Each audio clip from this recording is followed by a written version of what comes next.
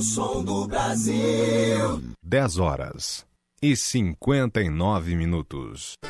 Universitária. ZYD 240, 99.9 MHz, FM. Universitária. Emissora da Universidade Federal de Pernambuco.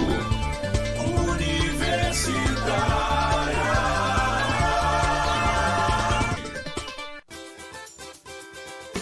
A amamentação deve ser a única fonte de alimento do bebê até 6 meses de idade. O leite materno é o melhor alimento que seu filho pode receber. Ele oferece todos os nutrientes e anticorpos que a criança precisa e ainda é de graça. Amamente e apoie quem amamenta. Uma produção Rede Nacional de Rádio. Universitária.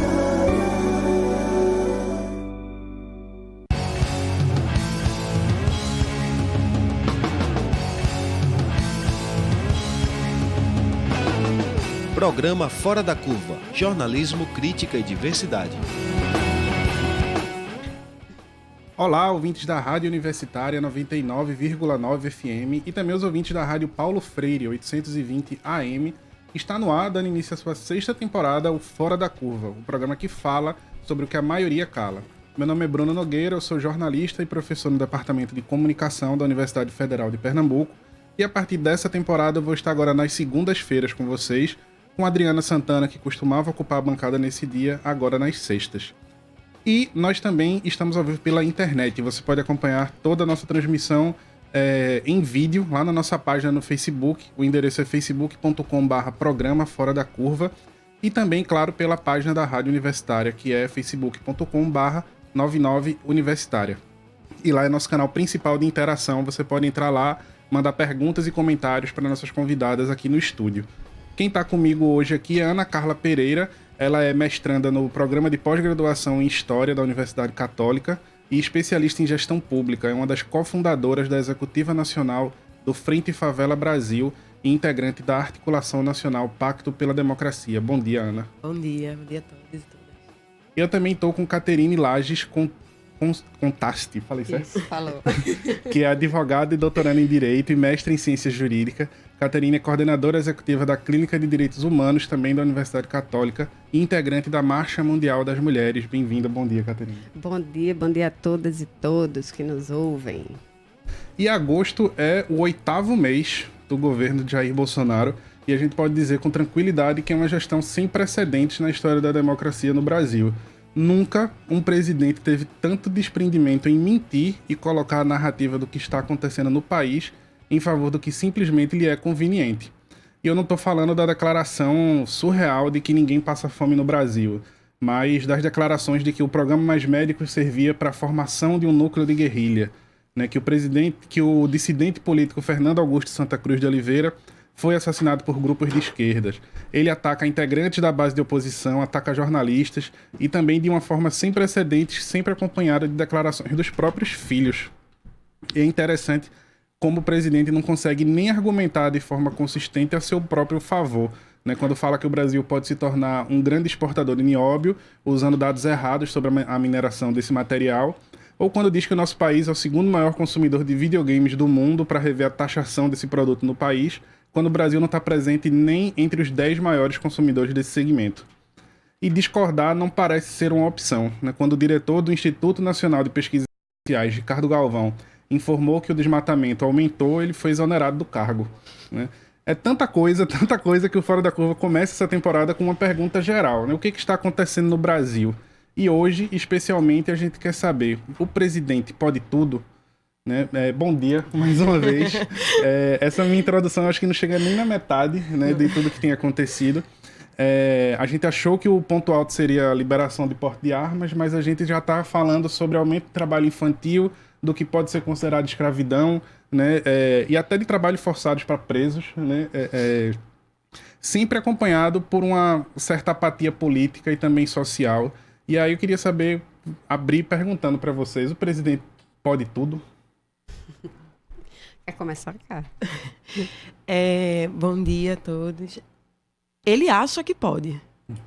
Né? Entre achar e poder existe uma distância enorme.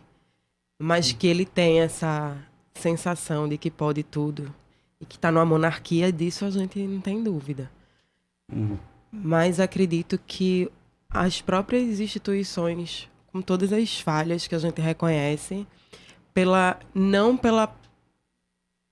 pelo poder institucional, mas pela disputa de poder político, ela em si já tem dado alguns cortes nesse poder que ele tenta impor à sociedade. Né? E aí a gente vê uma grande disputa política mesmo nesse cenário, em que o campo está aberto e cada um querendo seu espaço. Então isso faz com que também ele seja, de toda forma, meio que tolhido das vontades que ele deseja para a sociedade. E para ele e para a família dele. Ele trata como um grande quintal, né? E isso não é uma questão que seja nova, na realidade. Né? É uma experiência marcante. Na construção de povo, de nação, é a ideia do autoritarismo e que ela vai se reverberar em várias maneiras do poder, de exercer o poder, como é que ele acontece, né? Os bastidores, como acontece. O que a gente percebe dessa vontade dele de tudo poder é que, na realidade, ele foi essa mesma figura durante os 28 anos em que ocupou, né? E que tem dado uma descendência dos seus filhos estarem também ocupando cargos políticos estratégicos e do qual nada aconteceu, né? Nada foi, eu não digo capaz, mas nada foi suficientemente bloqueador, né, dele alcançar o status, ocupar o cargo de presidente da República. Então, ele acaba sendo, na verdade, uma projeção, né, de uma mentalidade, uma subjetividade e de como muitas vezes a política ela vai se reconstituindo nos momentos históricos até a gente estar nessa situação da qual nos trouxe até aqui.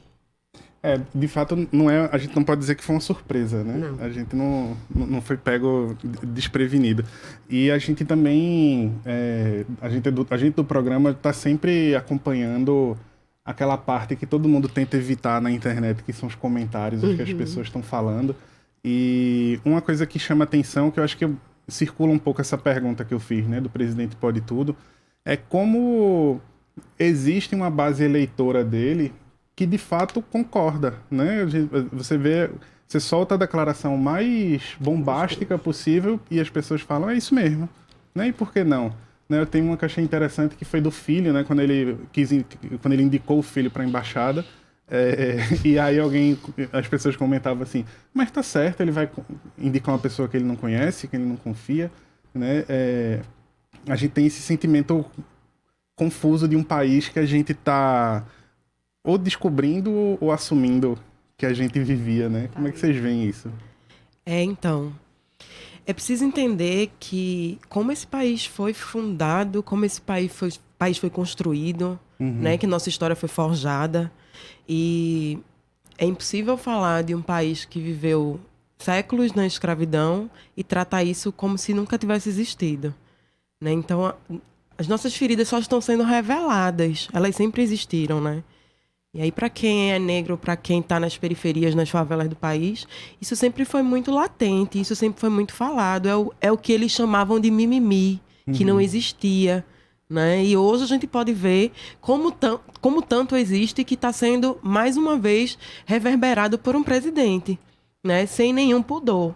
Então, assim, para a gente não foi revelado, né? Para uma parcela da população, isso sempre existiu, mas não dito de forma tão explícita, né? Que aí vai ajudar a gente também a entender e se reconstruir enquanto sociedade, né? Hoje saiu uma pesquisa na Folha que informa que 1/3 da população concorda com todas as frases que ele vem dizendo, com todos os absurdos que ele tem dito. E esse mesmo 1/3 configura os 33% de eleitores que consideram o governo dele bom ou ótimo. Então, isso já dá uma margem também dessa postura que ele tem tido. Ele teve uma queda, né, no número de apoio mesmo. E essa queda, ele sabe que tende a se aumentar se ele não suprir as expectativas desse 1/3, que é o que mantém ele lá, os 33%. Então, se essas pessoas concordam com o que ele está dizendo, ele precisa se manter dentro desse formato para não perder mais popularidade. Porque as pessoas que tinham um pouquinho de bom senso estão vendo que não é possível lidar com uma pessoa que quer desconstruir todo um trabalho em relação à questão do trabalho análogo à escravidão, né? E de outras tantas aberrações que ele tem dito. Então é mais ou menos isso. Ele também joga para a plateia, né? Para se manter ali dentro dessa margem de 33% de aprovação. Ele utiliza, vou utilizar as palavras dele, quando ele critica os dados que foram disponibilizados pelo INPE, né? Quando ele se refere também de uma maneira intimidadora, assim, ao pesquisador coordenador, né, que foi exonerado, ele diz o seguinte: pelo nosso sentimento, não condiz com a verdade. Até parece que ele está a serviço de alguma ONG. Ou seja, ele utiliza diversos recursos, né? Primeiro, ele institui todo e qualquer adversário, né, como um grande inimigo. Né, coloca ali, ao mesmo tempo utiliza de muito obscurantismo para, enquanto que determinadas pautas, né, sempre polêmicas, estão em visibilidade, muita coisa vem acontecendo por debaixo dos panos, com pouca discussão, né, e com na verdade, nenhuma vontade política, né, bem estratégico, né, por exemplo, a cada comemoração de 100 dias e 200 dias, ele assina um acumulado de decretos que são extremamente perigosos, né, uma dessas foi numa dessas que a política, né, de participação social, né, o Conselho de Participação Social, ele foi todo exonerado, né, ele foi destituído, e que vem, na verdade, permitindo, por exemplo, revogação de 324, no de 200 dias, 324 decretos. A gente tem discutido isso? A gente está sabendo disso? E ainda tem assim, um projeto de lei que revoga 583 leis e decretos-leis. Nos 100 dias, ele fez algo semelhante, né? Mas sempre com estratégias de transformar, de unificar, né? Portais de informação, de centralizar, de colocar isso tipo num gabinete, né? Ou seja, de hierarquizar, controlar a informação que vai chegando, e esse método, né, ou essa técnica, ela vai se perpetuando no controle da maneira como se pesquisa no Brasil, por exemplo, retirando direitos e tolhendo a possibilidade da permanência de qualidade das universidades, né, a retirada de bolsas, né, o controle de informações que são disponibilizadas pelo censo. Ou seja, ele atira para todos os lados. Ele nos deixa, na verdade, atordoadas e atordoados. E os veículos de comunicação tradicionais, digo um salve, né, a Rádio Universitária, o programa Fora da Curva, justamente por levar a informação, é bem o slogan, né?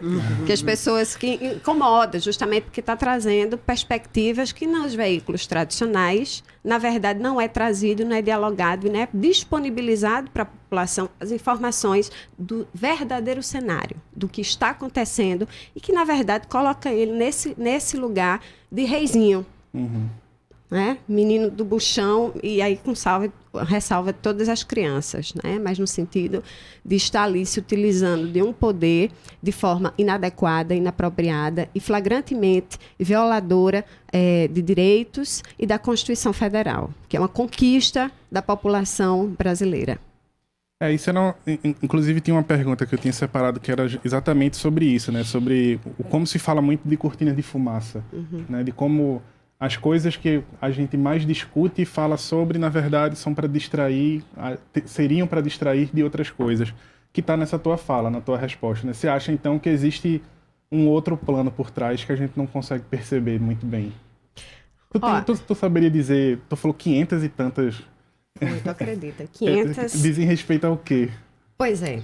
Então, eu peguei esses dados e vou me aprofundar nisso aqui, né? Mas, na verdade, com 100 dias, ele já aboliu 250 decretos. Quando ele abole esses 250 decretos, que são taxados de inapropriados, de burocratizadores, né? De criadores de ineficiência para a administração pública, né? Todos eles referentes, e aí... Ai, gente. Enfim. Esses decretos do Ministério da Economia, da Defesa, da Justiça e da Agricultura. Né? Então, são essenciais para a estruturação democrática do país. Então, a partir disso... Quando ele suspende esses 250 decretos, ou seja, nos 200 dias, o que é que ele faz? Bem, vamos suspender porque atingiu, né, ou minorou a capacidade de contenção de informações ou de legislar de outros decretos, ainda que parcialmente, ele tira de letra esses outros 300 e tanto e ainda coloca em xeque, né, apresenta um projeto de lei em que propõe que sejam revogadas 583 leis e decretos-leis. Tu acha também que tem um outro projeto por trás? Porque das críticas que partem tem esses dois caminhos, né? Tem gente que fala, não, tá se construindo outra coisa por trás, e tem gente que tá falando, não, é só... burrice aleatória mesmo, gratuita, que a gente tá assistindo. Tem as duas coisas, né? Eu não posso chamar uma pessoa dessa de inteligente, é impossível, que fica difícil. Por mais que a gente tente colocar planos mirabolantes, a gente sabe das limitações cognitivas.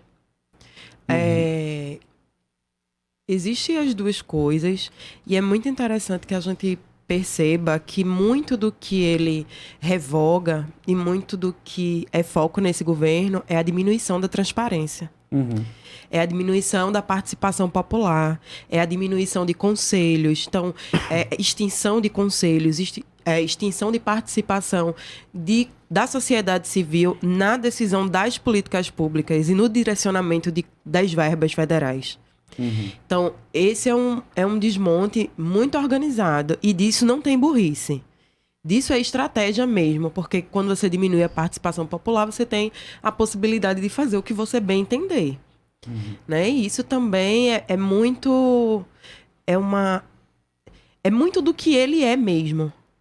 E do que ele propôs, a gente não pode se enganar, porque uma pessoa que não participou de um debate para apresentar uma proposta, ela desde aquele momento já estava se colocando como um projeto de poder individual mesmo, e que não estaria preocupada com o coletivo de forma alguma. Né? Muita gente levou isso como uma piada, como uma brincadeira, né? Como um personagem. E aí a gente vê isso na prática hoje. Porque se ele não precisou perguntar para as pessoas, nem apresentar uma proposta para as pessoas, fica muito nítido hoje que isso era o próprio programa. Não vinha público dizer o que eu tenho para fazer, o colocou numa situação de achar que não precisa ir a público dizer o que tem feito ou o que pretende fazer. Né? Então, desde sempre, ele deixou isso muito nítido para a população. E aí a gente não pode ser infantil ao dizer que ele é só burro, porque isso aí também é um pouco, né, de inocência da nossa parte. Né? Existe todo um projeto mesmo de desmonte de tudo que foi construído a duras penas na sociedade brasileira. E antes de encerrar a temporada passada, né, quando a gente estava nos finalmente encerrando a temporada, veio a história lá do Intercept, né? De reportar os vazamentos e tudo mais. E uma das coisas que a gente se questionou foi... Certo, e agora cabe a quem fazer o quê? Né? E eu tô falando isso, na verdade, para puxar para uma outra coisa. Né? Antes de tudo, dar as boas-vindas a Eveline Medeiros, né, que está completando aqui o nosso time de convidadas do programa de hoje. Eveline é professora de Serviço Social, integrante da Associação dos Amigos da Escola Nacional Florestan Fernandes e da Consulta Popular. Não é isso? Bom dia, Eveline. Bem-vinda. Bom dia. Agradeço o convite, participar desse debate importante, inclusive com mulheres, né? Nesse momento histórico que a gente está vivendo, tão difícil para nós mulheres também, é muito importante a gente estar nesses espaços, né, que historicamente são ocupados por homens, né? E aqui a gente em conjunto fazendo esse debate bom. Bom, então, aí puxando para minha pergunta, parece, a gente tinha se perguntado, cabe a quem fazer o quê, né? E me parece que não existe um contraponto, né? Do ponto de vista democrático, como é que vocês veem esse constante silêncio de todas as instituições, do Supremo, de todo mundo que deveria estar se manifestando de alguma forma em relação ao que está acontecendo no país? Bem, eu não acho que necessariamente as coisas estejam fáceis. Para ele, não. Né? E atribuo isso à pressão da população. Né?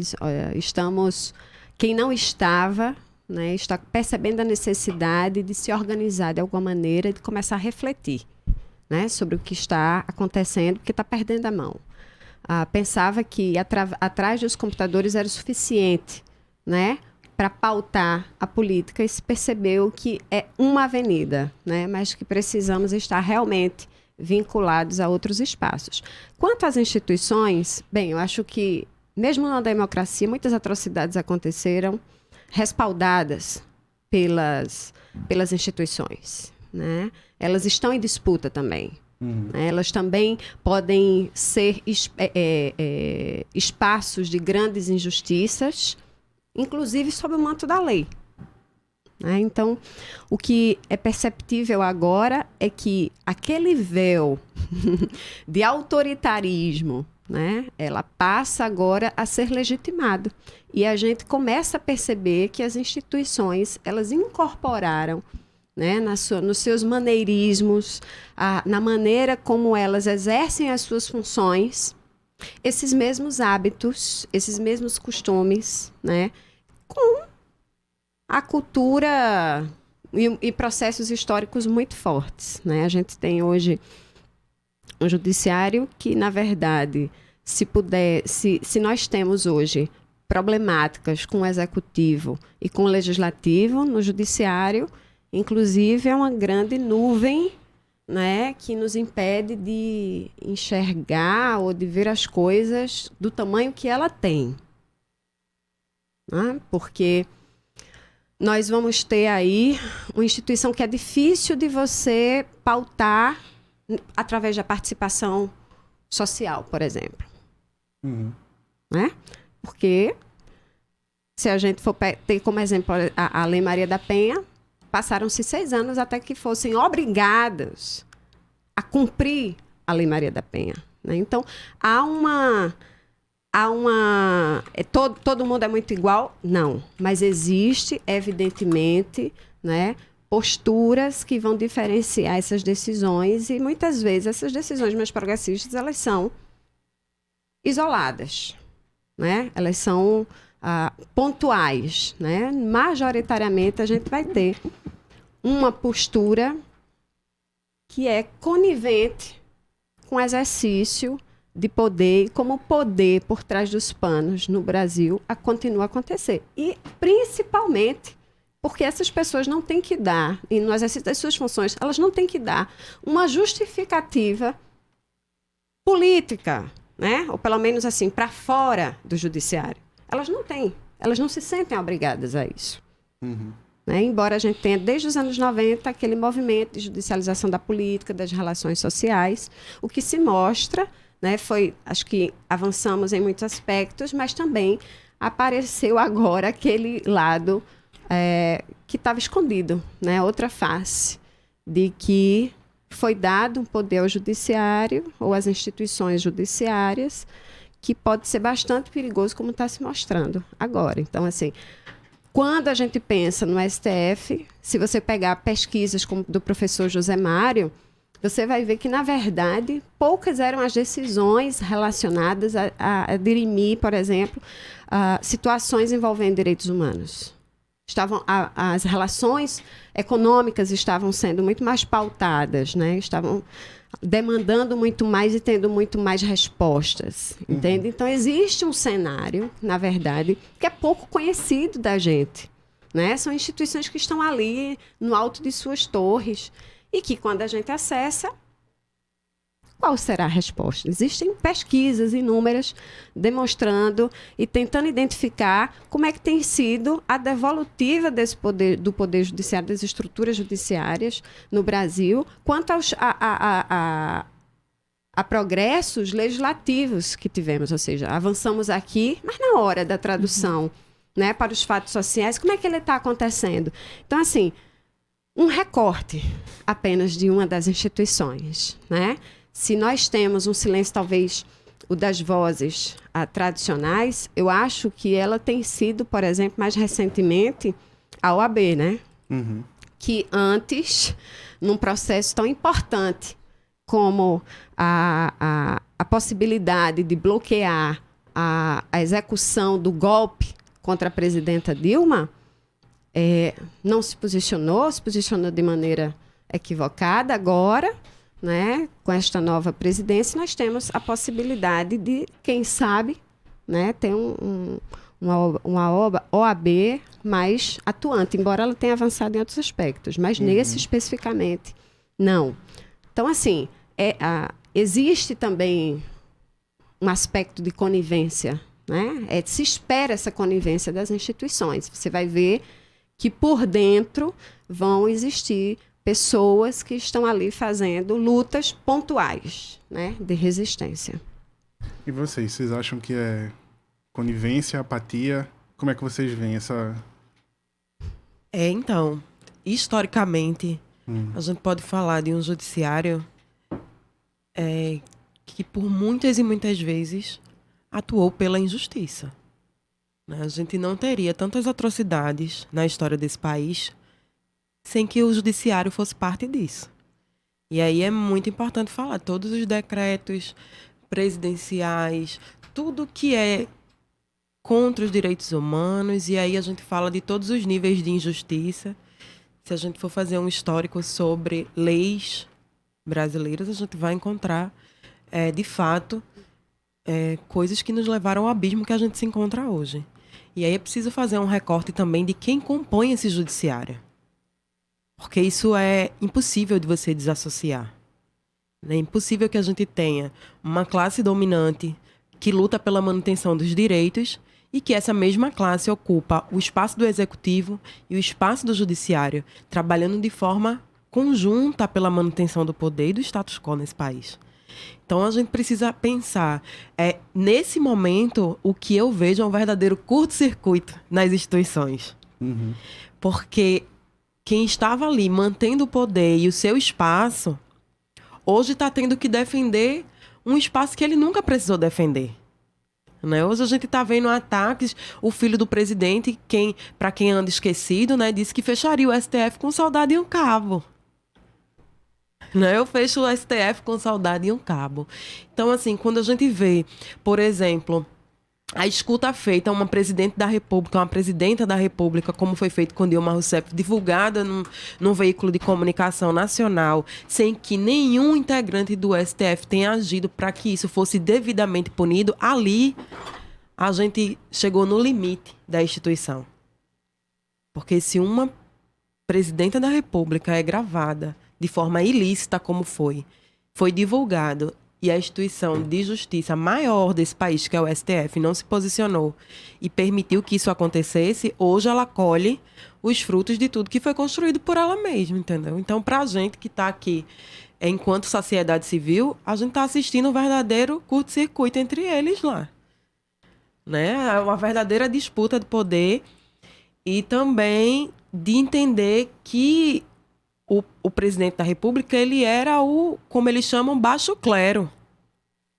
Então isso para eles também é inadmissível. Né? Ele é o baixo clero da política, é o que tem de mais raso, é o que tem de mais antidemocrático, é o que tem de pior. né? Então, realmente, a gente tem visto um cenário com muita preocupação, mas entendendo qual é o nosso lugar nesse cenário, né? De assistir isso e de que a gente vai propor, porque, na realidade, a gente não precisa apenas do reforço à democracia, nem o reforço às instituições apenas, a gente precisa refundar essa sociedade. A gente precisa que esses espaços sejam ocupados realmente pela sociedade, né? E não por uma camada que se detém aí no poder, como a gente vê, né? Parlamentares que há 193 anos a família continua nos espaços de poder do país. Bom, eu concordo, é isso. Acho que eu penso assim, é muito difícil, toda vida que alguém me pergunta algo sobre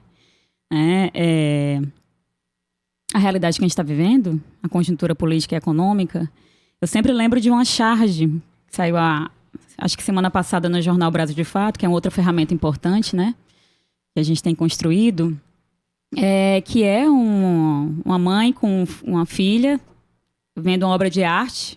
A obra de arte, o título é Brasil 2019, e a filha olhou para a mãe e disse: mãe, eu não entendi, eu não estou entendendo. Aí ela disse: minha filha, é como se fosse no futuro, né? Minha filha, acho que ninguém entendeu. Então é muito difícil, de fato, viver esse tempo histórico que a gente está, né, presente e não ficar um pouco, né, confuso com tudo isso. Agora, eu acho que tem dois aspectos, dois elementos aí que, para responder qualquer pergunta, inclusive a pergunta do programa de hoje, né, o presidente pode tudo, devem ser consideradas, esses dois aspectos. Qual é? Que eu acho que diz respeito a isso que vocês estavam falando, né? Que é, primeiro, a gente entender que faz parte da nossa formação social, uma característica profunda das nossas elites, né? Dos segmentos que dominam esse país, os representantes políticos, históricos e econômicos, um completo descompromisso com a democracia e com os direitos populares, né? Os direitos do povo. Então, há uma completa aversão, inclusive à soberania nacional. Né?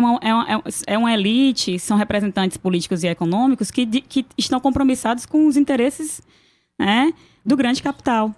Né? Então, e aí, a todo momento, modernizam conservando. Então, a todo momento, e não é algo inusitado, né, o que a gente está vivendo. Olhemos aí para a quantidade de golpes que a gente viveu no país, sempre no momento em que esses setores eles tiveram que se utilizar do autoritarismo extremo, né, e em um ambiente, um cenário democrático, e fazer o que eles tinham que fazer não era possível. E é isso que a gente está vendo, né? Então, é um atraso que é retomado a todo momento, né? Em nome do desenvolvimento, de um suposto desenvolvimento para todos, e nunca é. Então, esse é o primeiro aspecto. O outro aspecto que eu acho que a gente deve levar em consideração, inclusive para entender um pouco o que são hoje as instituições democráticas, é que a gente precisa se perguntar, antes mesmo de quem governa, para quem se governa. Né? Então, existe um conjunto de conflitos, querendo ou não, dentro do bloco aí no poder. Né? Esses fatos que aparentemente são pontuais, dizem respeito a esses conflitos internos, né, de interesses. E o que está dando unidade, né, a esse projeto que está aí? São os interesses fundamentalmente econômicos. Né? A gente percebe aí as últimas notícias do claro envolvimento, do evidente envolvimento do Dallagnol com o latifúndio, né? Sua família com latifúndio. Então, quem são esses representantes da justiça, né? e do parlamento? Né? Então, é um pacto social, né, que é configurado, tem como base a relação da grande propriedade de terra, os interesses dos grandes banqueiros. E se a gente não entender o que realmente está ditando essa unidade aí, apesar dos conflitos internos, a gente às vezes vai ficando aí um pouco perdido nessas informações a todo momento, né? Bombardeado e meio que se sentindo sem força para enfrentar isso tudo, né? Uhum. Então, acho que, inclusive, é importante pensar nesses dois aspectos para que a gente não fique também... A gente tenha condições de construir uma força mais ampla no conjunto da sociedade, que está sofrendo, a maior parte da população está sofrendo, né, com esse projeto, né, com um projeto de é um projeto de extermínio mesmo, né? Do povo. Não só do ponto de vista econômico, né? Retirando benefícios de prestação continuada, minha gente. Aprofundando o analfabetismo estrutural, funcional, a quantidade de escolas do campo que foram fechadas, né? A tentativa de construir modalidades EAD, fazendo com que o povo não consiga, né, avançar. No pouco que conseguiu se avançar na democratização da universidade, da educação nesse país, vetando, né, esse processo. Então, é uma política, algumas pessoas têm até denominado de necropolítica, né? Que é uma política do extermínio, e é do extermínio econômico, mas também ideológico, político, combatendo todos os símbolos que representem a resistência histórica do povo, né? Então, essa perseguição ideológica enorme, né? A quem pensa diferente, né? As ideias de Paulo Freire, né? Olha só. Então, assim, é interessante que a gente saiba o que realmente está em jogo, no fim das contas. O que está dando unidade a isso, né? A todo momento, vez por outra, a gente vê como existe a presença forte dos grandes representantes aí do poder, hoje, com o latifúndio. Né? Não é à toa que essa história do desmatamento da Amazônia está tão grave. Não é à toa que houve a tentativa da MP, né, de colocar novamente a aprovação, de reeditar uma MP sobre a decisão em termos, né, dos territórios indígenas, né, de ir para o Ministério da Agricultura. Não é à toa que a todo momento isso está sendo posto, né, agrotóxicos, né, a quantidade de agrotóxicos que a gente tem visto serem aprovados, isso em nenhuma parte do mundo a gente vê isso, né? Então é matar mesmo, uma política de matança ideológica e econômica, né, que a gente está vivendo.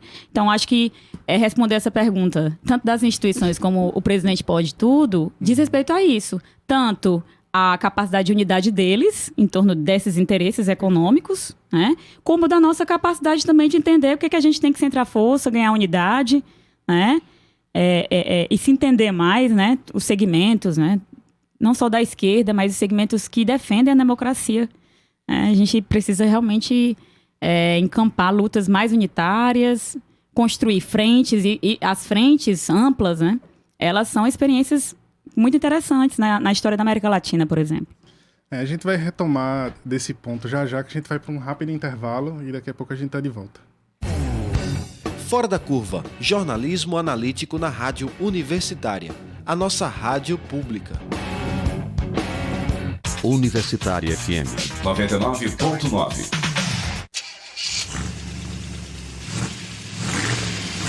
O Brasil é o 5º país do mundo com maior número de acidentes. Somente em 2016 foram registradas mais de 37 mil mortes no trânsito. Mais da metade dos acidentes são causados pela negligência ou imprudência dos motoristas. No trânsito, o sentido é a vida. Uma parceria Rádio Senado.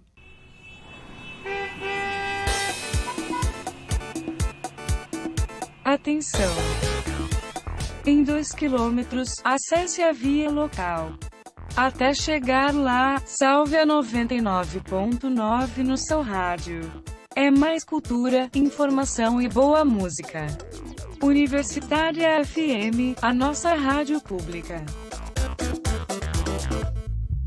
Você chegou ao seu destino.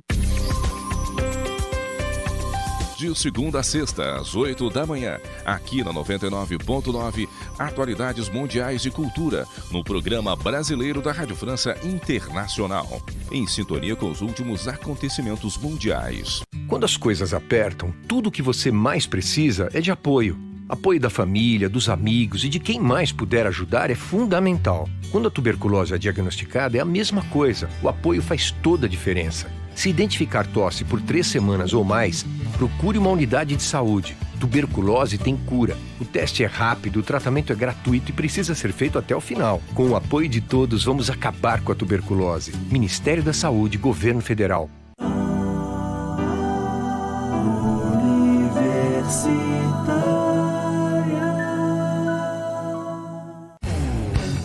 Programa Fora da Curva. Informação a serviço da maioria. Estamos de volta com o programa Fora da Curva. Meu nome é Bruno Nogueira, eu sou jornalista e professor nos cursos de comunicação da Universidade Federal de Pernambuco. E hoje eu estou aqui com Ana Carla Pereira, que é mestranda no programa de pós-graduação em História da Unicap, especialista em gestão pública e uma das cofundadoras da Executiva Nacional do Frente Favela Brasil, integrante do grupo Articulação Nacional Pacto pela Democracia. Também estou com Caterine Lages, que é advogada, doutoranda em Direito e mestre em Ciências Jurídicas, coordenadora executiva da Clínica Multidisciplinar de Direitos Humanos da Unicap, integrante da Marcha Mundial das Mulheres. E com Eveline Medeiros, que é professora de Serviço Social e integrante da Associação dos Amigos da Escola Nacional Florestan Fernandes e da Consulta Popular. A gente estava falando...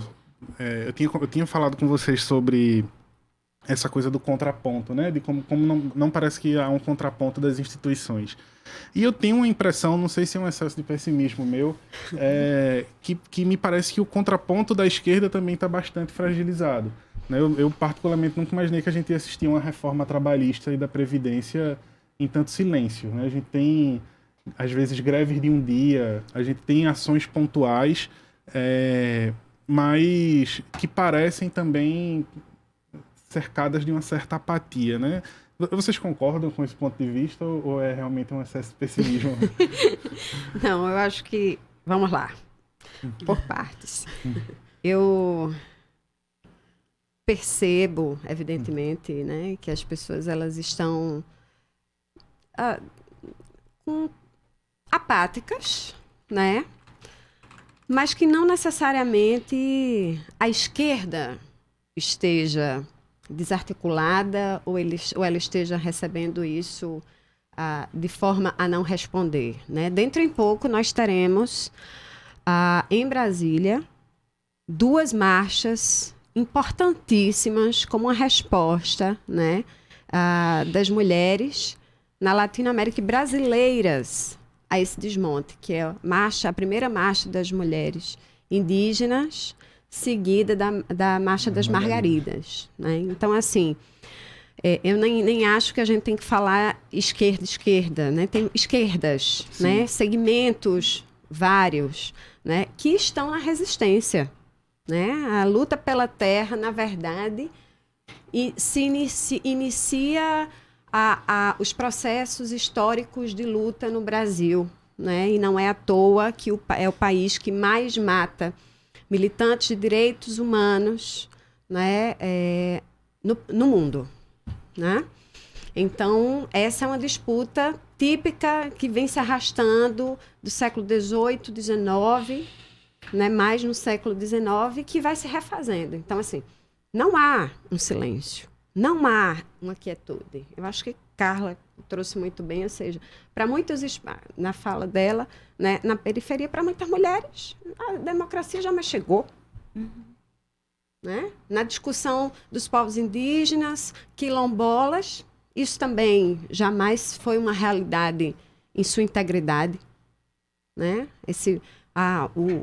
Os princípios, os valores democráticos jamais bateu a porta. Né? Jamais chegou, ou chegou de forma precarizada, né? De forma negociada, em troca de votos, né? De favores, né? Ou seja, personalizado em figuras que se diziam representantes. Ou seja, e esse é um tipo de processo que a gente precisa considerar. Né? E que quando tivemos a oportunidade de estar no poder, eu acho que as críticas precisam ser feitas. Eu acho que nunca é tempo da gente não ter esse processo de reflexão, né? De avaliação. É importante que determinadas negociações, elas não trouxeram bons frutos, né? Para a vida democrática, inclusive para as pautas de luta e de organização popular. Né? E a maneira como as instituições arregimentaram mesmo movimentos populares. Né? E que como nos tornamos confortáveis. Nós temos hoje uma parte da esquerda que é uma parte de esquerda liberal. De esquerda o quê? Liberal. Liberal em exercício de direitos. Certo? Em exercício de direitos, em subjetividades. Então, isso implica muito que ou a gente compreende que não estamos mais nos tempos democráticos e é preciso outras formas de luta, né, que precisa ser transformado, né, readequado, e ela envolve micropolítica, envolve repensar organização, auto-organização, e como se faz luta no Brasil, e luta popular, a gente vai ter uma dificuldade muito grande, né, essa dificuldade vai permanecer, de estarmos somando esforços, de estarmos criando espaços de unidade, frentes amplas, né, ou seja, ou olhamos que as lutas identitárias ou novos movimentos sociais, né, eles estão apontando falhas, estratégias, estão indicando novos horizontes e novas formas de luta. E quando eu digo luta aqui, é aquela luta que não necessariamente ela se constitui ali numa passeata, né? Mas no cotidiano. Porque é nesse cotidiano que se faz a normalidade da vida. E que nós estamos desestimulados de fazer essa disputa, e é entre os nossos afetos, entre as pessoas que estão fora da nossa bolha e que estão vivenciando na carne esses cortes. Então, é uma discussão, inclusive, mais ampla. Nós estamos apáticos, mas nós não temos o direito de estar. A auto-organização é o caminho para que a gente reforce as nossas crenças e, inclusive, pensar outras estratégias, porque eles não estão de brincadeira, eles estão muito bem arregimentados, unidos, com discursos únicos, né? E com potencial econômico para chegar onde muitas vezes estamos dividindo o mesmo espaço e não estamos criando espaços, né, de micropolítica. Sabe? Eu acho que é muito importante a gente olhar para essa perspectiva que foi alertado por grandes figuras, mas assim, eu gosto muito de Sueli Honig, né, quando ela faz uma crítica aos processos da esquerda, uma avaliação, uma análise sobre os processos de esquerda na América Latina, e é importante que a gente tenha isso em mente, não é um fato isolado aqui em Pernambuco, não é um fato isolado no Nordeste, não é um fato isolado, embora sejamos resistência, né? Não é um fato isolado no Brasil, é na América Latina e no mundo.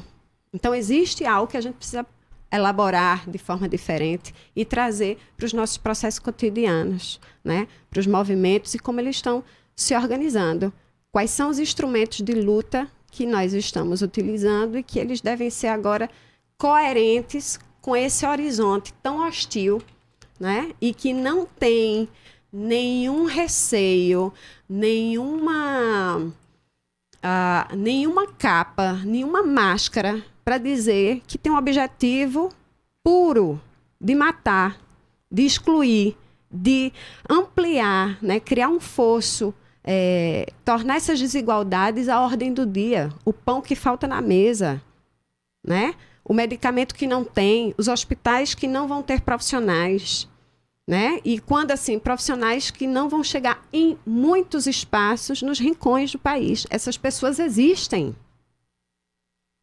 E aí, estarmos só cultivando, vamos dizer assim, porque numa perspectiva de direitos, que eles são importantes, mas eles estão sendo tirados, mas olhar que para muitos não chegou. E é para isso, né? Em diálogo com esses processos de resistência, com os povos indígenas que estão resistindo há 518 anos, 519 anos.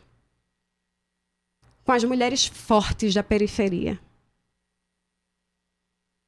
Né? Nos quilombos, estão resistindo, e o que nós deixamos de aprender, né?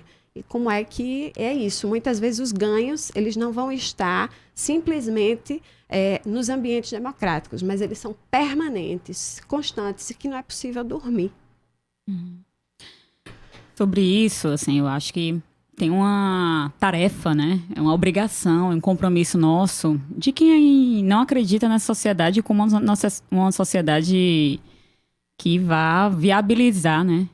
Condições melhores de vida, de liberdade, exercício amplo, né? De ser humano. quem não acredita na sociedade e quem acredita na transformação da sociedade não deve cair na sedução do fatalismo. Porque a todo momento a gente está seduzido por isso, né? Ah, não adianta mais, eu passei por isso, vai ser assim mesmo, é o fim da história. Então, acho que é uma obrigação nossa não cairmos no fatalismo.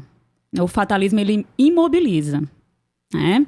Então, a história tem mostrado que, mesmo em meio a momentos muito difíceis, ela abre oportunidades para que quem esteja preparado, o povo, né, preparado, homens e mulheres, indígenas, negros e negras, enfim, trans, né, que possam aproveitar essa janela histórica e tensionar as mudanças. Então, eu acho que a gente também não pode cair num discurso que é muito elitista também, de dizer assim, é o povo, a culpa é do povo, porque o povo não é politizado, é a culpa do povo que o povo é burro. É um discurso muito elitista, né? E que a gente não pode reproduzir isso.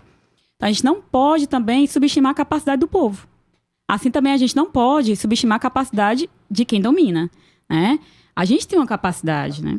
Agora, de fato, a gente está num momento em que a tática é de guerra. É uma tática de guerra, né? A todo momento é o quê? Bombardear, fazer tudo rapidamente, para que não te sobre tempo para respirar e te organizar. E aí a gente precisa entender como agir dentro dessa tática de guerra, né? E aí combinar várias formas de luta. E é isso mesmo. Arregaçar as nossas mangas, como se diz, né? E voltar ao trabalho de base. Né, educação política, que de fato, o último período, apesar dos avanços, né, dos governos do PT, enfim, na democratização, da universidade, mas a aposta acabou sendo no pacto, na conciliação, no pacto, na governança acima de tudo, e isso não construindo força própria, né? Não politizou, não educou, né? Aquela história, realmente, né? A gente precisa se educar educando. A gente precisa educar se educando. Então, tem a dimensão da educação política que parte de segmentos da esquerda abandonaram mesmo, né? E apostaram muito somente na institucionalidade. E aí, de fato, a gente precisa se olhar mais, se enxergar mais e ver quais os caminhos que dentro dessa tática de guerra a gente também tem que se construir, se protegendo também, que é o momento também de se proteger bastante. Então, acho que tem aí, por exemplo, o desafio da educação popular, que aí é enorme para nós hoje. E aí a gente, às vezes, de forma equivocada, acha que fazer educação popular é trazer o que foi ali da década de 80, né, de toda aquela construção, para os marcos dos dias atuais, quando, na verdade, a gente precisa se reencontrar com a educação popular que dialogue com nossos tempos. O que é a comunidade hoje? O que é essa comunidade com a presença forte neopentecostal, né? Com presença forte de outras formas atrativas de organização que não seja voltada para, né, para a construção do que se chama do bem viver, de novas formas de vida, enfim. Então, a gente precisa também repensar isso. Acho que é um desafio enorme. Quer completar? Na verdade, a gente já tem pensado muito sobre isso, né? E sobre essa pergunta de apatia, a gente precisa fazer um recorte muito importante. A esquerda, povo, pensamento progressista, pensamento de construção de sociedade, e esquerda partidária. Muitas vezes a gente se enxerga enquanto apático porque a gente enxerga as pessoas que a gente imaginou que seriam grandes lideranças de forma apática. E isso, de uma certa forma, transmite para o povo essa sensação de apatia. Dentro do recorte que eu me encontro e das lutas que a gente tem construído, essa apatia nunca existiu, senão a gente já teria sido exterminado. Sabe? É impossível ser apático dentro da situação que a gente vive de periferia e de favela, né, nesse país. Né? Tendo que pegar 3, 4 transportes para chegar no trabalho. Agora, sim, é necessário se falar que, por muito tempo, a esquerda brasileira, que também faz parte de uma classe média e média alta, achou que bens de consumo era o suficiente. Sim. Né? E bens de consumo não é o suficiente. A gente precisa emancipar as pessoas de forma política mesmo. E eu não estou falando de política partidária, eu estou falando de política que a gente compreenda o que é um país, qual é o papel do vereador, por que a gente está vendendo aquele voto, o que isso significa na vida da pessoa. E isso aí é papel de quem está no poder também. É papel da escola, é papel de todos, né? Por que todo esse tempo não foi instituído, por exemplo, uma grade curricular que falasse da Constituição? Que falasse né, de uma política pública. E eu ainda digo mais, a gente só não está num abismo maior pela política pública de cotas, que foi o que gerou um grande número de pessoas periféricas ali, de favela, negros, pessoas da base, que tiveram acesso ao ensino. E isso foi determinante para que hoje a gente consiga criar núcleos de resistência dentro desses lugares. Porque se não fossem também esses espaços, a gente estaria realmente num fosso que eu não sei te dizer o tamanho. Né? Eu sou fruto da política de cotas, por exemplo. Então, assim, a gente tem que pensar que a gente tem que fazer esse recorte. Muita gente que está lá pensa muito igual a gente em diversos aspectos, mas não se enxerga enquanto esquerda porque associa isso a uma política partidária que não representa o que ela esperou por muito tempo. Né? As pessoas esperam comprar um fogão, comprar uma geladeira, mas elas também esperam poder ir para o trabalho de forma tranquila, não ser humilhado no metrô, sabe? Não ter que passar por todo tipo de constrangimento simplesmente porque mora num bairro distante do centro, em que muitas vezes a própria esquerda faz política pública desse formato, que te afasta do teu trabalho, que te constrói um habitacional, mas que o habitacional é lá do outro lado do mundo. Sim. Sabe? Então, assim, a gente tem que entender, dentro desse olhar, assim, vamos falar e vamos lá segurar a mão de não sei o que lá. Minha gente, ninguém nunca segurou a mão de quem tá lá, não. Nunca. Ninguém foi lá segurar a mão de ninguém, não. Sabe? Então, é preciso que a gente também vá nesses lugares, mas não com o intuito de apenas ensinar, mas de escutar o que essas pessoas têm para dizer. Porque o pessoal tá cansado de você chegar lá para dizer o que é que tem que ser feito. Né? As estratégias têm que... Já que a estratégia é popular, que sejam essas pessoas que pautem as estratégias.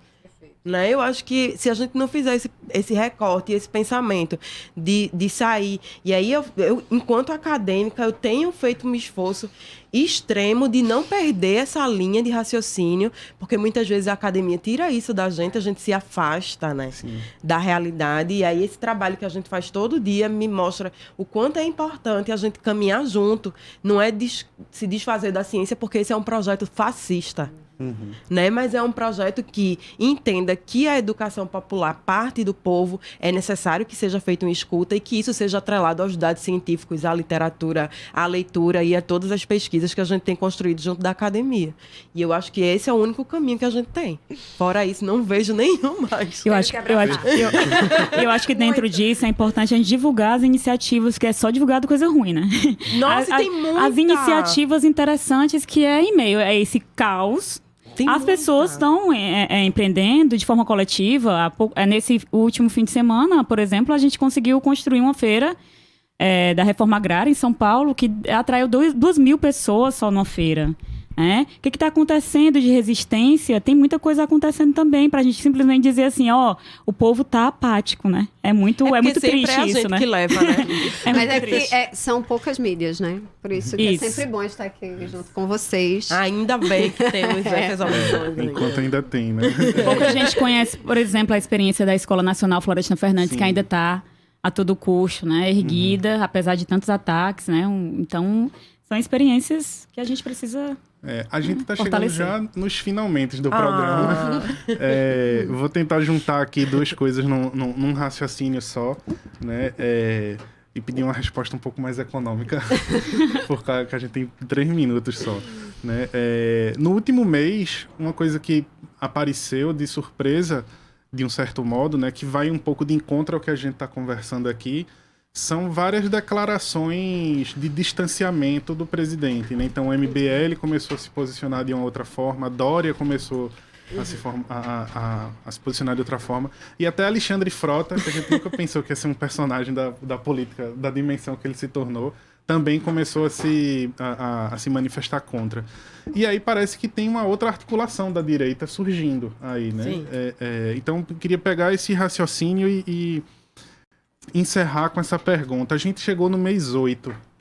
Né? Vocês acreditam que a gente vai assistir os 4 anos completos com Jair Bolsonaro? É de se pensar muito. Eu arrisco... Veja bem, que encruzilhada nós estamos, né? Eu gosto de encruzilhadas. Eu acho que é interessante, né? Pedagogicamente. Mas que está se tornando insustentável para muitos setores. Embora essa semana a gente tenha tido a fala de um presidente de um banco que dizia que estava muito bem.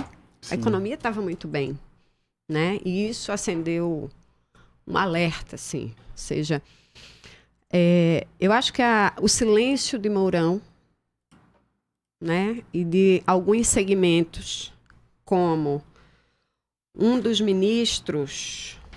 seus ministros, que é o Ministério da Estrutura. Perdi. Aqui, Ministério da Infraestrutura, né, que tem feito concessões, fez até agora, um dos mais elogiados por ele, concessão de 12 aeroportos, 4 terminais portuários e trechos da ferrovia Norte-Sul. Para mim, como é que essas questões se aliam? Até onde ele for útil. Até onde ele for útil para fazer todos os desmontes que precisam ser feitos. Né? Depois vai precisar o estabelecimento de uma figura grotesca, mas conciliadora, porque está inflamando muitos setores da sociedade. Então, se vai acontecer ou não vai acontecer, acho que ainda não tem respostas prontas, mas os horizontes estão sinalizando, né, algumas saídas. Eu estou achando um pouco complicado ele chegar aos 4 anos, francamente. Agora, o que eu consigo enxergar do cenário, acho muito complicado chegar até lá. Infelizmente, o nosso tempo encerrou. Queria agradecer bastante a participação de vocês. Pedir desculpa que não vai dar para dar continuidade à pergunta que eu fiz. Né? Queria agradecer também aos nossos ouvintes que estiveram participando aqui na nossa live do Facebook. Ed Júnior, Janderson Bezerra, Janderson Feitosa, Adriano Bezerra, Edivane, Marcelo Trindade, teve um monte de gente comentando o programa hoje, né, que teve produção de Ed Rodrigues, roteiro e apresentação minha, né, Bruno Nogueira, nas redes sociais Lucas Lopes e Larissa Rocha, e os trabalhos técnicos de Chico Rocha. Uma ótima semana para todas e todos. O programa Fora da Curva é uma realização do Departamento de Comunicação Social, com o apoio do Departamento de Sociologia e do Núcleo de Rádio e TV Universitárias. Parceria com o Marco Zero Conteúdo, Centro das Mulheres do Cabo, SOS Corpo, Centro Sabiá, Terral Coletivo de Comunicação, Centro de Cultura Luiz Freire. Esse programa fica disponível em nossa página do Facebook e no canal do YouTube. Acompanhe as nossas redes sociais, porque nós também divulgamos por lá muita informação que você não vê por aí. A música tema deste programa foi composta pela banda Diablo Motor. Programa Fora da Curva. A gente fala o que a maioria cala. 12 horas.